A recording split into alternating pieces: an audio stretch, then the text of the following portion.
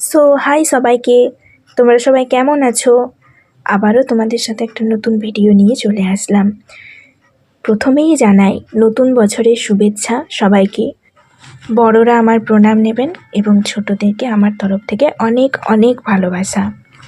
এই ভিডিওটা হচ্ছে 25শে ডিসেম্বরের ভিডিও। আমি 2 দিন বিষ্ণুপুর মেলা দেখতে গিয়েছিলাম, আর এটা হচ্ছে প্রথম দিনের ভিডিও। মানে মেলা তো শুরু হয়েছিল 23শে ডিসেম্বর থেকে, কিন্তু আমি গিয়েছিলাম 25শে ডিসেম্বর। তো প্রথমে তোমরা দেখতেই পেলে গেটটা এত সুন্দর হয়েছে এবারে। দুটো পাখি কি সুন্দর দুলছে, তাই না? আর এই মেলাতে মোট 4টে মঞ্চ হয়েছিল। একটা হচ্ছে রামানন্দ মঞ্চ, যেটা তোমরা প্রথমেই দেখতে পেলে, আর যদুভট্ট মঞ্চ। আর একটা কথা বলি এখানে, আমার না এই বাচ্চাদের এই যে রাইডগুলো, এগুলোতে চাপতে আমার মানে খুব মন যাচ্ছিল, কিন্তু কি করব, ভাগ্যে না থাকলে যা হয় আর কি। ছোটোবেলায় তো চাপতে পারিনি, আর এখন বড়তে খুব আফসোস হয়।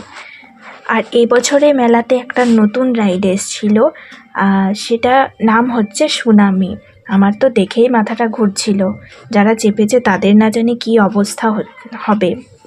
তবে হ্যাঁ, জীবনের রিস্ক নেওয়াটা আমার মনে হয় ভালো, কারণ রিস্ক নিলে তুমি জিতবে, আর নয়তো হারলে হারবে। সেটা থেকে আবার নতুন করে শিক্ষা হবে এবং সেই শুরুটা হবে অভিজ্ঞতা থেকে। তো চলো, অনেক বড় বড় জ্ঞান দিয়ে ফেললাম, ছোটো মুখে এত বড় বড় কথা কি আর মানাই। আমি 1 বছর এই নাগরদোলায় চেপেছিলাম, আজ থেকে প্রায় 4 বছর আগের কথা বলছি। তো এমন চিল্লিয়েছিলাম যে নিচে নেমে আমার এত লজ্জা লাগছিল, আর তারপর থেকে আমি আর কখনো মানে কোনো রাইডেই চাপার কথা ভাবিনি। এই বছরে ভেবেছিলাম ওই ড্রাগনের যে রাইডটা হয় না, ওইটাতে। তো মানে যারা চেপেছিল তাদের মুখের অবস্থা দেখে আমি আবার টিকিট ব্যাক করে দিয়েছি। 40 টাকা শুধু শুধু গেল জানো। তো হ্যাঁ, 4টে মঞ্চ হয়েছিল, এই কথাটা বলছিলাম। আর 2টো মঞ্চের কথা তোমাদেরকে আগেই আমি জানালাম। আর 2টো হচ্ছে গোপেশ্বর মঞ্চ এবং রাধামোহন মঞ্চ। আর ওই রাধামোহন মঞ্চটা কিন্তু আমি 25শে ডিসেম্বরের দিন দেখিনি, কারণ আমি অতটা হয়তো খেয়ালও করিনি। এমনটাও হতে পারে, বা এটাও হতে পারে যে আমি অত রাত পর্যন্ত থাকিনি, তো সকাল করেই চলে এসেছিলাম, ওই রাত 9টা পর্যন্ত ছিলাম। আর এত ঠান্ডা পড়েছে, তোমাদের দিকে কেমন ঠান্ডা পড়েছে বলো তো? আমাদের দিকে কিন্তু প্রচুর ঠান্ডা পড়েছে, তো তার জন্য আর বেশি রাত পর্যন্ত বাইরে থাকিনি। আর মেলাতে ফুচকার কত দাম ছিল জানো? 10 টাকায় 4টে ফুচকা। মানে ফুচকাওয়ালারা মনে হয় বড়লোক হয়ে যাবে। আর তার জন্য ওদের ওই জায়গাটায় বসার জন্য ওদেরকে সরকারকে কিছু ট্যাক্সও দিতে হচ্ছিল। ওনাদেরকেও তো রোজগার রাখতে হবে, তাই না? তাই জন্যই এরকম। আমি প্রথমে ভেবেছিলাম যে 27শে ডিসেম্বর যাব মেলা দেখতে, কারণ ওই দিন সুপারস্টার জিৎ আসছে।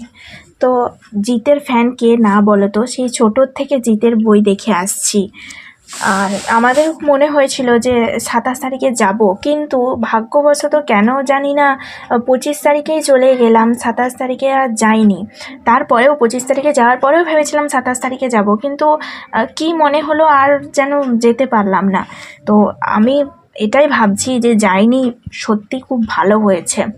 কারণ তোমরা হয়তো কেউ কেউ জানো, আর মানে সবাই তো জানো না, 27 তারিখে বিষ্ণুপুরে প্রচুর মারপিট হয়েছে, আর কয়েকজন মারাও গেছেন। আর হচ্ছে দোকানপত্র যত সব খাবার দাবার ছিল সেগুলো উল্টে গেছে, আর একটা দোকানে 12,000 টাকার মতো চুরি হয়ে গেছে, আমি যেটা জানতে পারলাম। মানে প্রচুর ভিড় হয়েছিল, প্রচুর মারাত্মক সেদিন।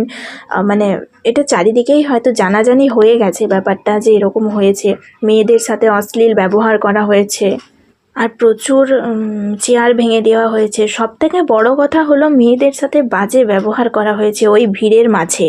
মানে এগুলো কারা করে? কিছু ছ্যাঁচড়া পাবলিক আছে, তারাই এগুলো করে। জানো তো, আমি ফেসবুক স্ক্রোল করতে করতে একটা ভিডিও এলো আমার কাছে।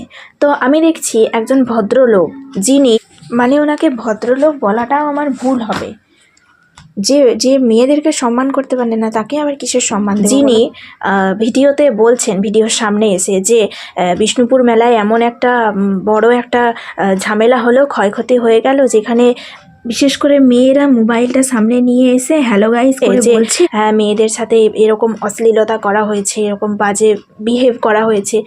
আরে বাবা বলবে না, এটা তো যা বলার মতনই কথা। যদি আপনার বাড়ির কোনো মা বোনের সাথে মিসবিহেভ করা হতো তাহলে কি আপনি চুপ করে থাকতে পারতেন? আপনি কি আপনার মুখটা বন্ধ রাখতে পারতেন? বলুন, একটু একটু প্লিজ জানান। আসলে এরকম হলে না একটা মেয়ের ওপর দিয়ে কী যায় সেটা একমাত্র একটা মেয়েই ভালো বুঝতে পারবে, আপনাদের মতন পুরুষরা না। মানে ওনার কথার মাধ্যমে উনি এটাই বোঝাতে চাইছেন যে মেয়েদের সাথে যে মিসবিহেভ করা হয়েছে সেই ব্যাপারটা না বলে সেটাই উনি বোঝাতে চাইছেন আর কি ওনার ভিডিওর মাধ্যমে। এই আপনাদের মতন কিছু মানুষের জন্যই না মেয়েরা আজ এতটা অসুরক্ষিত। আসলে আমি আমার জীবনে আজ পর্যন্ত বিষ্ণুপুর মেলায় এত ঝামেলা কখনো দেখিনি। বিষ্ণুপুর মেলা হচ্ছে আমাদের কাছে একটা আবেগ। আমার মনে হয়েছে কি যে একদিনে মধুবন্তী বাগচির মতন একজন গায়িকা এবং জিদ্দাকে আনাটা উচিত হয়নি। তো চলো, অনেক কিছুই কথা বলে ফেললাম। তোমরা কিন্তু জানিও যে আমি ঠিক বললাম না ভুল বললাম কথাগুলো। তো চলো, সকলেই সুস্থ থেকো, দেখা হচ্ছে অন্য একটা ভিডিওতে।